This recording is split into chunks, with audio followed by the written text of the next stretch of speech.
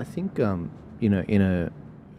that urge, that drive for you to go and be a high performance male, or even anyone, because it's the FOMO. I should be doing this. There's an opportunity cost. Yeah. In this hour during the day, from 12 to 1 p.m., I'm able to do this, this, and this. I was really productive, but at night I'm a lazy slob. I need to be working hard. It's like, no, hang on. I'm reminded of Jesus's words about the Sabbath. Yeah, I know. You know, like God made the Sabbath for man, not.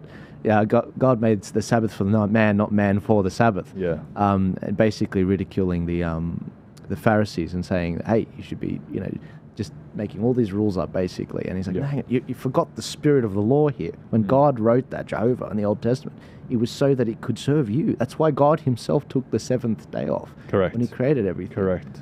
And so the whole US mentality, grind. And, Yeah. I think that whole thing just needs and this is what I liken it to. Similarly, and this is going to take a weird turn, when the Aboriginals first came across alcohol, they're like, what the hell is this?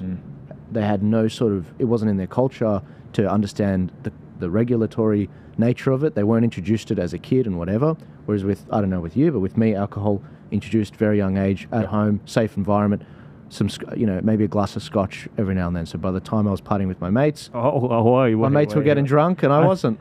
I thought you drink arak. Arak? Yeah, we do. Some behind you. Okay. But my point is, we didn't have a bad relationship with it. Similarly, and I'm curious your thoughts on this, because you've been right down to the bottom with this. I liken that example of Aboriginals first coming across alcohol to young men today, because we grew up, all three of us, at a time where it was coming off online porn into, like, we're getting into AI porn, customized porn. Yeah. And sex has no, I mean, to have a wank has become so accessible. And these young men, there's no education about it in school. It's actually glorified. It's glorified. Yeah. I feel like it's been a freaking challenge to deal with this myself with social media and the easy access to different porn sites. But I've managed to be like, damn, it's done, I've parked it. But these young men that are just, bam, you are at a level 10 difficulty straight off the bat, and many of which don't have fathers, many of which don't have those mentors. I mean, how did you get past it? Because obviously...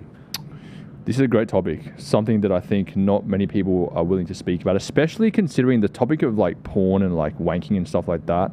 It's almost like that hidden dark secret that so many people have. I think there was a statistic in the US where it was around 70% of male churchgoers all struggle with porn.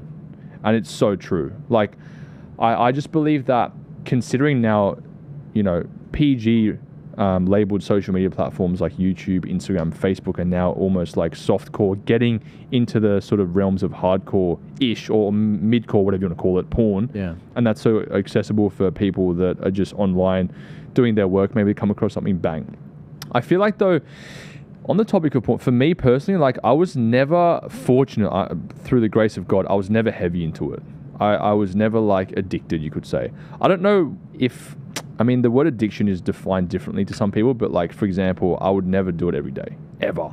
Max, like a couple times a week, absolute max when I was younger, right? And when I was growing up in school, I'm sure you guys agree with me, it was so normalized. It was like all the boys would like send each other videos. Yeah. Have it in class, we all have laptops and they'd be like, oh yeah, no, and they... Yeah. Oh gee, we had CDs back in my day.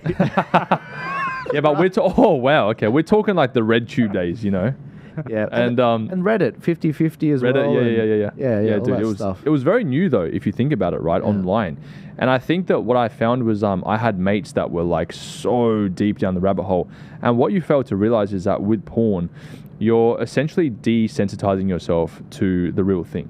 And what I've actually found since becoming a Christian and understanding the beauty of marriage and having conservative values and only having a certain element of yourself with the one person is that, like, sex is more than lust. And I feel like when you're watching porn to essentially like alleviate those the fleshly cravings you have, it hasn't got any emotional connection to a real life person. So what ends up happening with people is they start being desensitized to normal porn, right? Like say like just man woman sort of thing. And now they've got to get more extreme because that's not satisfying them anymore. So now they're into like, LGBTQ stuff. Now they're into like bestiality. You don't know where it's going to lead you towards. Yeah. And I think that it's like a suffering. So many men are suffering in silence about this issue when no one's talking about it because it's too shameful to even have a discussion. Yeah. I think for me, like, you have to say it about yourself and your struggle. Dude. exactly. And that's humbling, and no one wants to do that. Sorry. Honestly, like one of the things that I find nobody talks about is actually how much women also go through this thing as well, like porn addiction as well, and getting into all these sort of stages. Yeah. You know, like it starts with porn and then it goes somewhere else, and they really struggle with it. But the problem is women don't talk about it publicly because it's like, it's more taboo for them than for a guy. Yeah, women are far more emotional as well, so they get really caught up in the fantasy and the illusion of like, say, like fiction and storytelling and that sort of thing. Apparently, that's what I've heard. That's right. Yeah. But yeah, I think, look, I actually would kind of like compare it to real life hookup culture to an extent, because in porn it's like that really sort of like, how do I explain it? It's just something that is so easily accessible, and it's like a reward mechanism for doing nothing. Hookup culture, on the other hand, is like you get to sleep with someone as a reward for actually doing something, but it kind of leads down the same path if you think about it. It just leads to degeneracy and the complete deconstruction of you ever being able to build yourself or grow yourself as a human being into loving one person. Because if you have so much access on porn to different videos and you can just flick through, flick out, flick in to like all these different scenes, all these different people, it's the same thing with hookup culture, because how I was living was almost the same thing in real time. I think just the lack of being satisfied with the one person and growing in a relationship that is beyond sex, and sex being the fulfillment of a marital covenant, has been completely deconstructed by this culture we live in. I feel like, almost just thinking off the top of my head, it's almost like guys that advocate for hookup culture are guys that are also advocating for porn. And the hypocrisy I see with men is like, you know those podcasts like the Whatever podcast or Myron, Fresh and Fit and all them. Even Tate. I like Andrew Tate, a lot of Andrew Tate's theories. Yeah, me too. But some things about like the promiscuity part just don't sit right with me, obviously being a Christian as well. He's a walking contradiction at that. It's like, it doesn't make sense to an extent. It's like, oh, so like girls on the podcast, how many bodies you got? 12. Oh, you're disgusting. How about you? Oh, I've got like 74. Okay, so this guy that's got 74 bodies is contributing to the problem of this girl having however many she has. Yeah. It just makes no sense. And I just think that, like even for me, bro, like when I was younger, in that social media kind of like peak, you could call it, that I went through from say 2016 to 2020, dude, I could not for the life of me hold down any relationship with one girl. I just couldn't do it.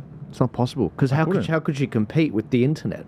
The internet, the amount of girls out there, and it's because I didn't have any understanding of like the difference between porn, hookup culture, and true love and a marital covenant between a man and a woman. I just had no idea.